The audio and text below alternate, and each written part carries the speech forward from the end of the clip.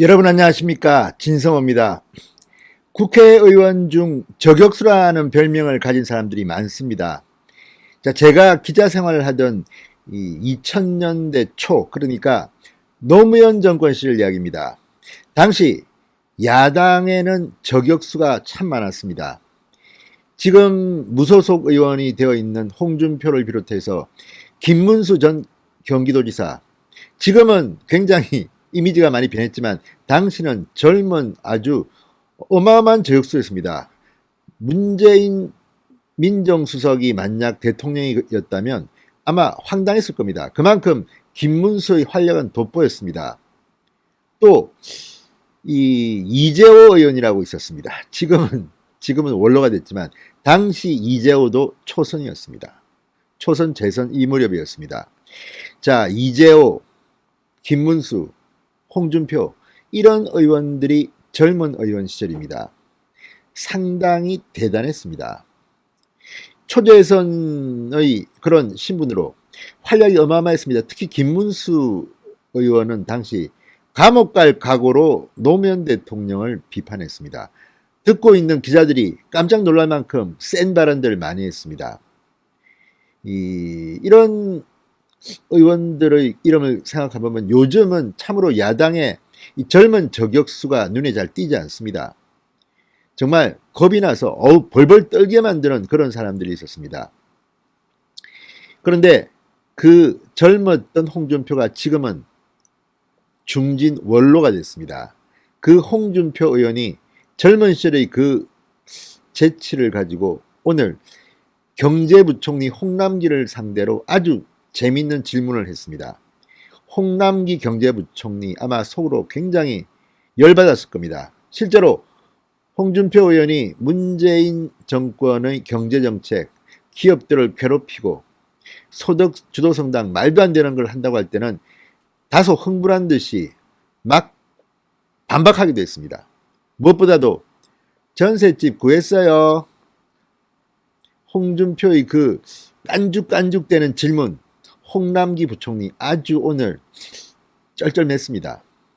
지금 경제부총리 홍남기야말로 문재인 정권의 부동산 정책 실패의 희생양이라는 말이 나옵니다. 홍남기 부총리의 현재 상황을 보면 얼마나 문재인 정권이 부동산 정책을 엉망진창으로 했는지를 알 수 있다는 말이 있습니다. 그런 만큼 오늘 홍준표의 질문은 홍남기를 아주 발끈하게 만들었습니다. 뿐만 아니라 질문하는 과정에 특유의 문재인 박살내기가 나옵니다. 자, 이런 것들을 보면 참으로 그때가 그립습니다. 젊은 의원들이 정말 핏대 높이지 않고 과감하게 장관과 대통령을 그냥 한 큐에 날려버리는 이런 저격수들. 자, 지금 사실 홍준표는 뭐 저격수라고 여러분 알겠지만 이재호와 김문수가 얼마나 맹활약을 했는지 기억하는 분들은 별로 없습니다. 이재호 의원도 참 젊을 때 똑똑했습니다. 그 뭐 쩔쩔매겠습니다. 초선 때 이미 원내대표 출마했을 만큼 이 정치 권력에 대한 욕심도 있었는데 이런 사람들이 이제는 황혼기가 됐습니다. 그러나 아직까지 홍준표는 현역에서 이런 질문을 하고 있다는 것이 놀랍습니다. 게다가 무소속 의원인데 국방위 소속으로 알고 있는데 예결위원도 겸하고 있습니다. 홍준표 뭐 무슨 로비를 했는지 원래 예결위원 들어가기가 참 힘듭니다. 특히 무소속 의원들은 힘든데 어떻게 홍준표는 또 예결위원까지도 꿰차고 오늘 홍남기 경제부총리에게 아주 날카로운 질문을 했습니다. 상당히 재밌는 풍경들이 연출됐습니다. 진성호의 융단 폭격 시작합니다. 문재인 대통령을 융단 폭격합니다. 방송에 앞서 아직 진성호 방송에 구독자가 아니신 분들은 붉은색 구독 버튼 눌러주십시오. 더 좋은 방송으로 보답하겠습니다. 자, 오늘 홍준표 의원이 홍남기 경제부총리한테 전세 난민 얘기를 꺼냈습니다. 그러자 홍남기 부총리 피해버렸습니다. 자, 무소속 홍준표 의원 오늘 국회 예결위에서 홍 부총리에 대해서 부총리님 전셋집 구했어요 라고 물었습니다. 특유의 경상도 사투리로. 그러자 홍 부총리 상당히 당황했습니다. 자, 홍 부총리는 원래 마포 전셋집에 거주했는데 집주인이 실거주 의사를 밝히면서 전세 난민 처지가 됐습니다. 이걸 꼬집은 겁니다. 자, 홍 부총리는 그러자 홍준표 의원한테 개인적 상황을 공개적으로 말씀드리면 자꾸 언론이 보도한다. 나중에 말씀드리겠다고 피했습니다.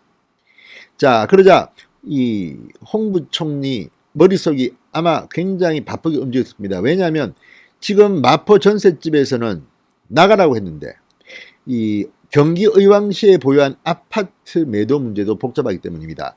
자, 세입자가 계약 갱신 청구권 행사로 안 나가겠다고 했기 때문에 난감한 상황에 몰렸다가 최근에 정리된 것으로 언론에 보도됐습니다. 그런데 문제는 이렇게 이 의왕시의 아파트 매도 문제를 처리하는 과정에서 이 뒷돈을 썼다는 것이 언론 보도에 의해서 드러나면서 홍 부총리가 참으로 망신을 당했습니다. 오죽 문재인 정권의 부동산 정책이 엉망진창이면 경제부총리가 이렇게 전셋집 때문에 전세 난민이 되고 이 집 파는 문제, 매도 문제도 지금 이렇게 쩔쩔매느냐는 건데, 자, 홍 부총리가 이사금 명목으로 무려 2천만 원을 지급하고 세입자를 내보낸 것으로 알려지면서 퇴거 위로금 논란이 벌어진 겁니다. 이런 저간의 사정을 알고 있는 홍준표가 질문을 했고 홍남기 경제부총리가 이렇게 답변을 회피하는 장면이 드러났습니다. 자, 홍준표가 또 묻습니다. 전세 대란 대책을 물었습니다. 지금 문재인 정권의 이 전세 대란 정말 대책이 없는 정부입니다. 이런 식으로 부동산 정책을 내놓을 때마다 전세값이 오르고 월세가 오르고 집값이 오르고, 반면에 서울은 이런데 지방은 또 반대 경우도 있다고 합니다. 이러니 문재인 정부가 무능하다고 밖에 할 수 없는 거죠. 그리고 홍남기 부총리는 좀 속으로 불쾌할 겁니다. 왜냐하면 본인이 주장했던 많은 일들이 민주당에 의해서 다 킬됐습니다. 그러니까 오죽했으면 홍남기 부총리가 사표를 냈겠습니까? 청와대에. 그만큼 홍남기는 자기가 하고 싶은 대로 일도 못하고 권력에 끌려다니면서 망신은 망신대로 당한 셈입니다. 자, 이 홍 부총리는 이렇게 답했습니다. 매매 시장은 보합세와 안정세를 그나마 보이는데 전세 시장은 가격이 내려가지 않고 불안정성을 보인다.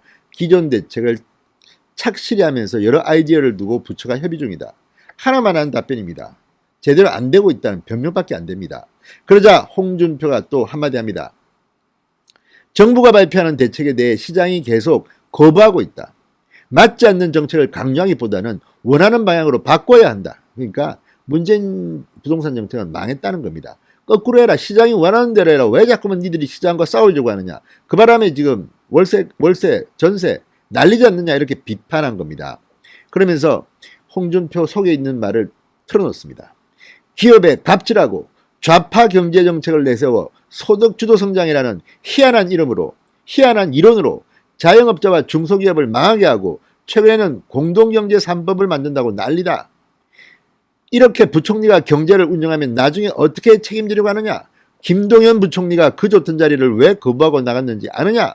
쏘아붙였습니다. 아우, 시원하게 쏘아붙였습니다. 그러자 홍 부총리, 의원님 지금 기업 갑질 이런 말씀에 저는 동의하기 어렵다. 정부는 코로나 위기를 위하여 극복하기 위하여 재정과 정책 모든 것을 동원하고 있다. 이렇게 말했습니다. 무슨 이건 또 뜬구름 잡는 소리입니까? 이 사람들이 공기에 빠지면 하는 게 코로나입니다. 코로나는 정말 정가의 보도입니다. 기업 갑질 이런 말씀에 동의하기 어렵다. 그렇지만 현실이 그런데 어떡하겠습니까? 지금 재계는 문재인 정권에 정말 실망하고 있습니다. 자, 홍준표 의원 또 한마디 합니다. 지난번에 사퇴하겠다고 했던 것은 홧김에 그랬던 것인가? 비꼬았습니다. 그러자 홍 부총리, 진정성을 담아서 사의 표명을 했던 것이다. 잘한다는 것이 아니고 성실하게 할 수 있는 역량 내에서 최선을 다하고 있다. 이렇게 받아쳤습니다. 홍 부총리도 오늘 굉장히 열받은 모양입니다. 그런데 문제는 이 사표 소동도 정말 쇼였는지 아니면 진짜 화가 나는지 모르겠습니다. 청와대는 사표를 반려했다고 했는데 홍 부총리는 당시 국회에서 처음 듣는 이야기다. 뭐 이렇게 이야기했습니다. 그만큼 지금 문재인 정권과 문재인 정부 간에도 소통이 안 되는 것 같습니다. 아무튼 얼마나 문재인 정권의 경제정책이 엉망진창인지를 오늘 홍준표가 드러냈습니다. 흥분한 사람은 홍남기였지만 그 질문 답변 속에서 망신당한 사람은 문재인이었습니다. 진성의 융단 폭격이었습니다. 여러분 감사합니다.